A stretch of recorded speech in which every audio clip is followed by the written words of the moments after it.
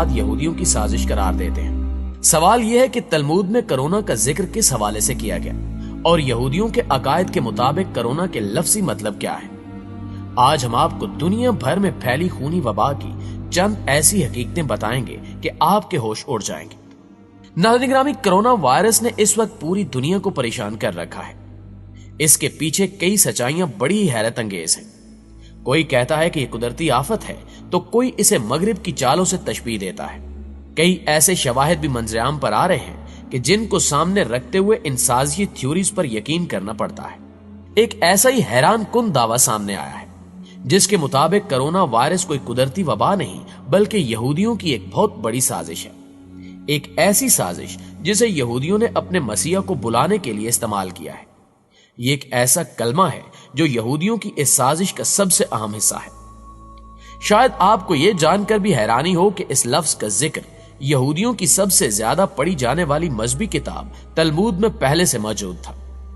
یہ کوئی بیماری نہیں ہے بلکہ اسے صرف اور صرف انسانی ذہنوں میں وہم بنا کر ڈال دیا گیا ہے۔ ان کی اس کتاب میں انہی کی زبان میں کرونا کو اس طرح لکھا گیا کہ اگر اسے انٹرنیٹ پر سرچ کیا جائے تو اس کا مطلب ہوگا پکارنا یا بلانا۔ اب آپ سوچ رہے ہوں گے کہ کسے پکارنے کی بات ہو رہی ہے، تو آپ کو آگاہ کرتے چلیں کہ یہ بات ہو رہی ہے یہودیوں کے مسیحا یعنی دجال کی، جس کی آمد پر مسجد اقصی کو شہید کر کے اس کی جگہ ہیکل سلیمانی کو خاص طور پر دجال کے لیے تیار کروایا جائے گا۔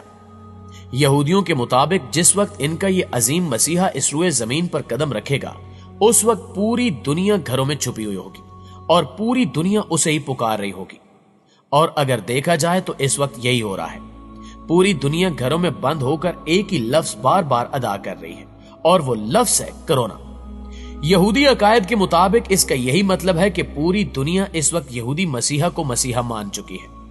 دوستو، کرونا کا لفظ یہودیوں کی مذہبی کتاب تلمود کے باب نمبر 5 میں کچھ اس طرح بیان کیا گیا ہے کہ اگر اس کے مطلب کو گوگل پر سرچ کیا جائے تو اس کا مطلب بنتا ہے کہ کسی بھی انسان کو اس وقت تک اپنی عبادت کے لیے نہیں جانا چاہیے کہ جب تک اسے کرونا نہ ہو۔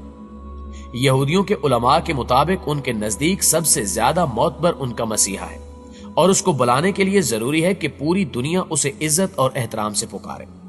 یعنی کووڈ کہہ کر ہر شخص یہودیوں کی اس سازش کا حصہ بن جاتا ہے۔ لیکن اب یہاں ایک اور سوال پیدا ہوتا ہے کہ کووڈ کے ساتھ 19 کا لفظ کیوں استعمال کیا گیا ہے؟ اس کے پیچھے یہودیوں کی کون سی نئی سازش یا نئی چال چھپی ہوئی ہے؟ دراصل اس کے پیچھے یہودیوں کی کتاب میں چھپا ان کی نماز کا 19واں کلمہ ہے، جس سے مراد ہے کہ ہمیں کرونا کے ساتھ یہودیوں کا 19واں کلمہ بار بار پڑھنا ہوگا۔ اگر بات کی جائے اسرائیلی وزیر صحت اور وزیر دفاع کے بیانات کے حوالے سے تو یہ دونوں ہی کرونا کے حوالے سے یہ کہتے دکھائی دیتے ہیں کہ ہمیں کرونا سے کوئی خوف نہیں ہے، اور اسرائیلی قوم کا ہر دوسرا شخص یہ بیان دیتا دکھائی دیتا ہے کہ ہمیں اس مرض سے بچانے والا مسیحا جلد آنے والا ہے۔ صرف یہی نہیں بلکہ ان کے ایک رہنما کا یہ بھی کہنا تھا کہ ان کا مسیحا اسی سال آئے گا۔ اس حوالے سے آپ نے گزشتہ دنوں ٹویٹر پر یہ ٹرینڈ بھی دیکھا ہوگا کہ جو کہ یہودیوں اور قادیانیوں نے مسیحا ہیز کم کے نام سے چلایا تھا، جس سے یہ واضح ہو جاتا ہے کہ یہودی اور قادیانی ایک ہی صف کی دو قومیں ہیں اور ان دونوں کا مقصد صرف اور صرف مسلمانوں کو ان کی راہوں سے بھٹکا کر غلط کاموں کی طرف لے جانا ہے۔ ماہرین کہتے ہیں کہ اسرائیل جو کہ اس وقت پوری طرح یہودیوں کے قبضے میں ہے، یہ امریکہ کا قریبی ساتھی ہوا کرتا تھا، لیکن پھر وقت کے ساتھ ساتھ اسرائیل نے ایسی ترقی کی کہ اب وہ امریکہ سے کئی گنا زیادہ مضبوط بن چکا ہے، اور اس وبائی سازش کی مدد سے اسرائیل نے امریکہ کو بھی کافی نقصان پہنچایا ہے۔ یہودی مسلمانوں کو ان کی عبادت گاہوں سے دور کرنا چاہتے تھے، اور وہ یہ چاہتے تھے کہ مسلمان اپنی سب سے بڑی طاقت یعنی بیت اللہ سے دور ہو جائیں، اور اب وہ اپنے مقصد میں پوری طرح کامیاب ہو چکے ہیں، اور مسلمان اب خانہ کعبہ میں پہلے کی طرح اپنی روحانی عبادات نہیں کر پا رہے، اور یہی ان یہودیوں کا مقصد تھا۔ اب وہ بڑی آسانی سے مسلمانوں کو بھٹکا بھی سکتے ہیں اور ڈرا بھی سکتے ہیں، کیونکہ پہلے جب بھی مسلمانوں پر برا وقت آتا تو وہ روضہ رسول صلی اللہ علیہ وآلہ وسلم کے گرد جمع ہو کر اللہ کے حضور دعا کرتے اور وہ دعا قبول بھی ہو جاتی۔ لیکن اب یہ تاریخ میں پہلی دفعہ دیکھنے کو مل رہا ہے کہ حرمین شریفین کے ساتھ ساتھ پوری دنیا کی مساجد اور عبادت گاہوں کے دروازے مسلمانوں کے لیے بند کر دیے گئے ہیں۔